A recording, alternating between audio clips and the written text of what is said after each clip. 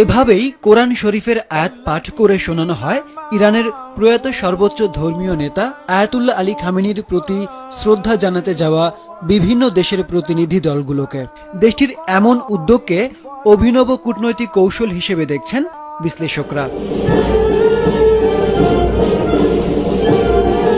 বিশ্ব নেতৃবৃন্দের সাথে বাংলাদেশের পক্ষে আয়াতুল্লাহ আলী খামেনির প্রতি শ্রদ্ধা জানান জাতীয় সংসদের স্পিকার হাফিজ উদ্দিন আহমেদ। এ সময় শোনানো হয় সূরা আল আহজাবের 23 নম্বর আয়াত। মিনাল মুমিনিনা রিজালুন সাদাকু। এতে বলা হয়েছে মুমিনদের মধ্যে কেউ কেউ আল্লাহর সাথে তাদের করা অঙ্গীকার পূর্ণ করেছেন। তাদের কেউ কেউ অঙ্গীকার পূর্ণ করে শাহাদাত বরণ করেছেন, কেউ কেউ শাহাদাতের জন্য প্রতীক্ষায় আছেন। তারা তাদের অঙ্গীকারে সামান্যতম পরিবর্তন করেননি।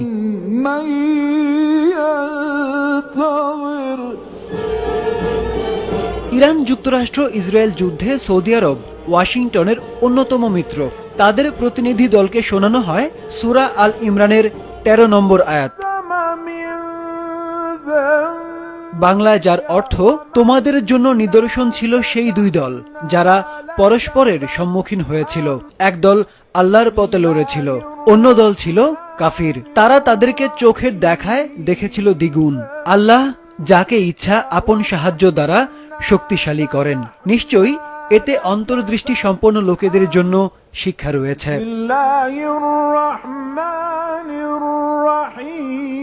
পবিত্র কোরআনের সূরা আল ইমরানের অন্যতম হৃদয়স্পর্শী 139 নম্বর আয়াত পড়ে শোনানো হয় লেবাননের সশস্ত্র গোষ্ঠী হিজবুল্লাহর প্রতিনিধি দলকে। ভারতকেও একই আয়াত পড়ে শোনানো হয়, যেখানে বলা হয়েছে তোমরা হীনবল হইও না এবং চিন্তিত হইও না, তোমরাই বিজয়ী যদি তোমরা মুমিন হও।